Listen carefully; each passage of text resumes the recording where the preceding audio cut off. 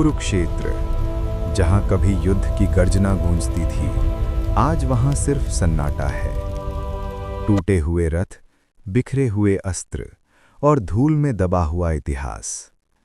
इस सन्नाटे के बीच एक योद्धा बैठा है, थका हुआ, टूटा हुआ। वो है अर्जुन, जिसने युद्ध तो जीत लिया, लेकिन अपने भीतर हार गया। उसके हाथ में धनुष है, पर अब उसमें शक्ति नहीं। उसकी आंखों में युद्ध के दृश्य अब भी जल रहे हैं, और उसके सामने खड़े हैं शांत, स्थिर, मुस्कुराते हुए श्री कृष्ण।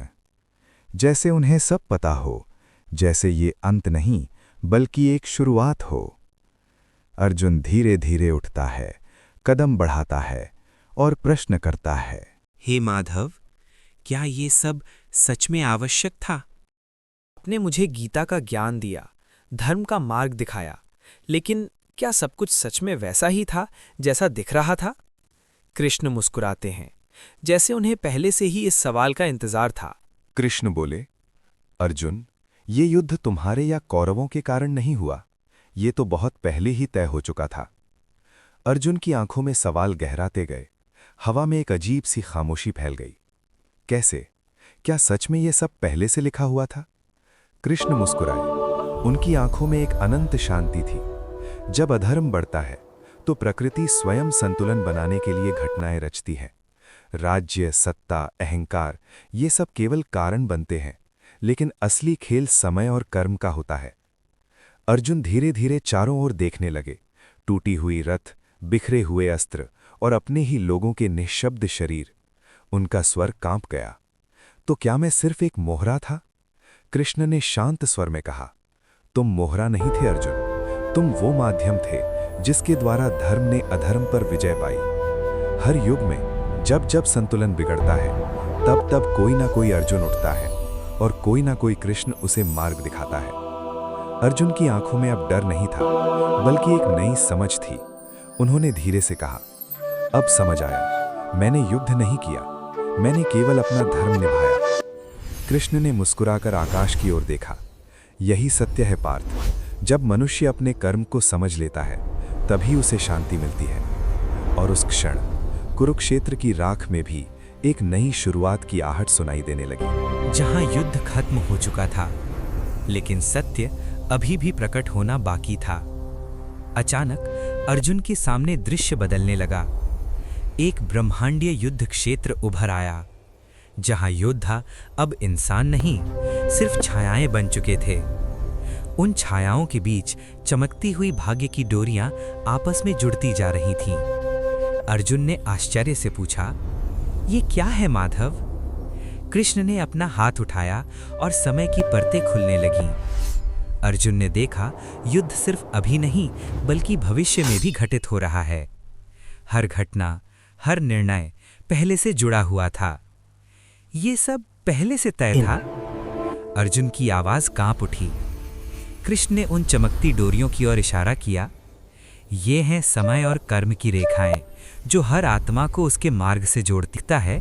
प्रकाश और अंधकार का संघर्ष। एक भयंकर ऊर्जा टकराती है, जैसे पूरी सृष्टि हिल उठी हो। पृथ्वी तेजी से घूमने लगती है, राज्य बनते और मिटते दिखाई देते हैं। कृष्ण की आंखों में पूरा ब्रह्मांड चमक रहा था।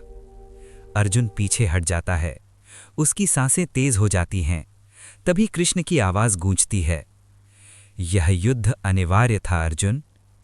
आकाश में बिजली कड़कती है, धरती फटने लगती है।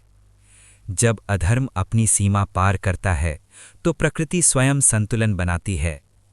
अर्जुन के चेहरे पर धीरे धीरे समझ उभरने लगती है। उसे दिखता है, भाग्य की डोरियां जंजीरों की तरह लॉक हो रही हैं। तो क्या कोई इसे बदल नहीं सकता? कृष्ण मुस्कुराते हैं और एक इशारे में वो भ्रम तोड़ देते हैं। सारी डोरियां टूट जाती हैं और दृश्य वापस कुरुक्षेत्र में लौट आता है। अर्जुन स्तब्ध खड़ा है, आंखों में आंसू, लेकिन इस बार डर नहीं, एक गहरी शांति। हवा धीरे धीरे बहती है। कृष्ण उसके कंधे पर हाथ रखते हैं। तुम बंधे नहीं थे अर्जुन, तुम चुने गए थे। चारों ओर एक हल्की गर्म रोशनी फैल जाती है। जो हुआ वो होना ही था। कुरुक्षेत्र जहां हर जीत के पीछे एक अधूरी कहानी छुपी थी। अर्जुन धीरे धीरे कृष्ण की ओर देखते हैं। उनकी आंखों में सवाल है, तो क्या कर्ण को हराना भी पहले से तय था? कृष्ण का चेहरा गंभीर हो जाता है। अर्जुन, कर्ण तुम्हारा सबसे बड़ा प्रतिद्वंदी नहीं था, वो तुम्हारा अपना भाई था। जैसे समय थम गया हो, हाथ धीरे धीरे कांपने लगते हैं। भाई? उनके मन में कर्ण की छवि उभरती है। उसकी वीरता, उदारता, मुस्कान, हर पल अब एक नए अर्थ में बदल जाता है। अर्जुन की आंखों से आंसू बहने लगते हैं। तो फिर आपने मुझे ये सच पहले क्यों नहीं बताया? कृष्ण एक गहरी सांस लेते हैं। क्योंकि अगर तुम जान जाते अर्जुन, तो तुम्हारा धर्म डगमगा जाता। तुम युद्ध के उस क्षण में अपने कर्तव्य से भटक जाते और ये युद्ध अधूरा रह जाता। तो मैंने अपने ही भाई को मार दिया। कृष्ण धीरे से उनके पास आते हैं और कंधे पर हाथ रखते हैं। तुमने किसी भाई को नहीं मारा अर्जुन, तुमने केवल अपने धर्म का पालन किया। कभी कभी जीवन हमें ऐसे निर्णय लेने पर मजबूर करता है जहां हर रास्ता दर्द से भरा होता है। कर्ण भी ये सच जानता था। अर्जुन चौंक कर ऊपर देखते हैं। क्या? कृष्ण धीरे से सिर हिलाते हैं। हां, और फिर भी उसने अपने कर्तव्य को चुना।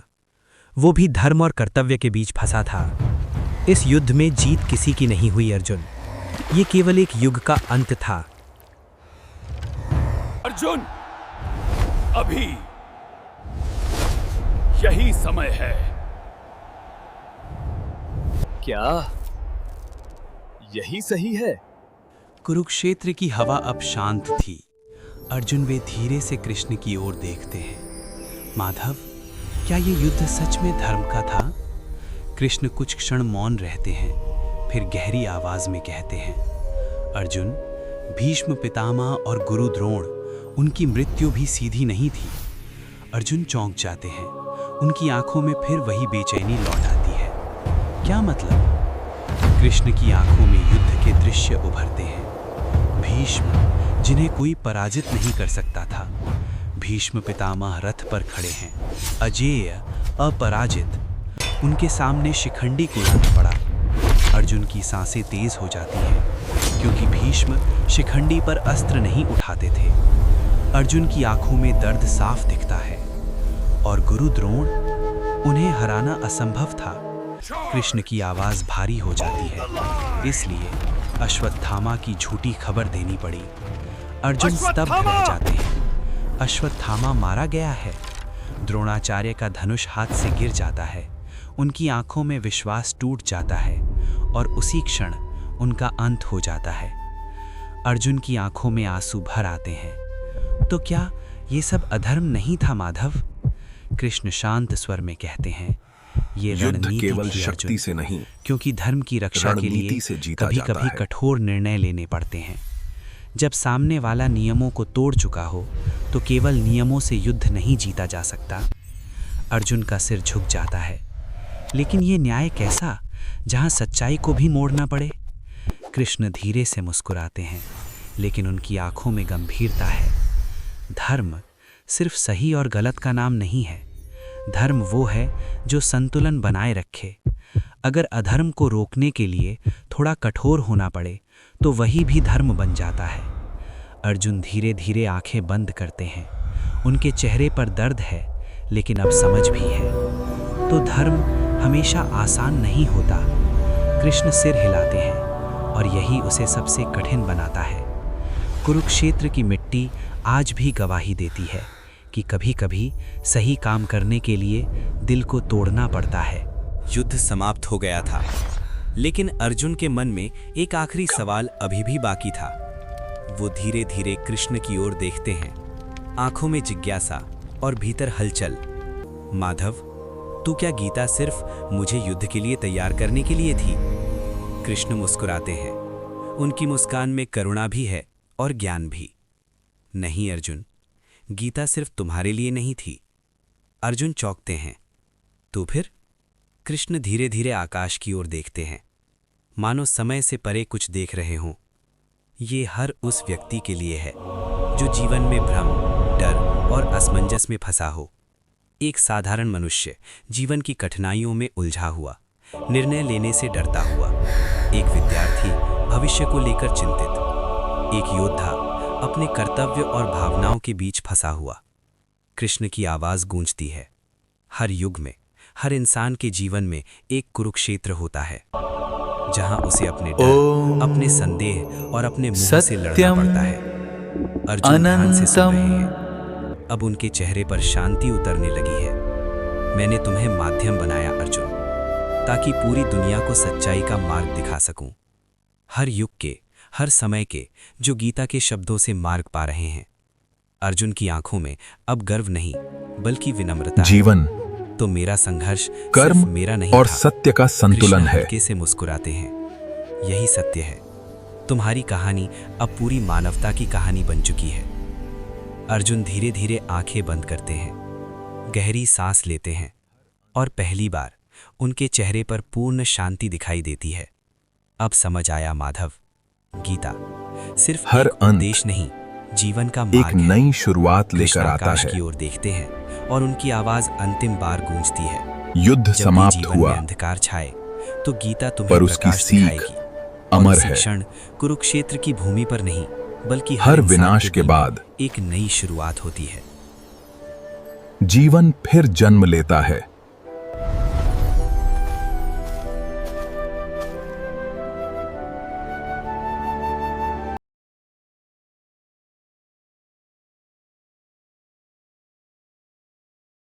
अर्जुन आखिरी सवाल पूछते हैं, हे केशव, क्या आपने कभी किसी के साथ छल किया? कृष्ण शांत स्वर में कहते हैं, मैंने कभी छल नहीं किया, मैंने सिर्फ धर्म को बचाया। अगर अधर्म को हराने के लिए रणनीति बनाना छल है, तो हाँ, मैंने वो भी किया। लेकिन याद रखना अर्जुन, सत्य हमेशा जीतता है, बस उसका मार्ग कभी कभी सीधा नहीं होता। महाभारत सिर्फ एक युद्ध नहीं था, ये जीवन का सबसे बड़ा सत्य था, जहां सही और गलत के बीच की रेखा हमेशा साफ नहीं होती, और कभी-कभी धर्म के लिए रहस्य छुपाने भी पड़ते हैं।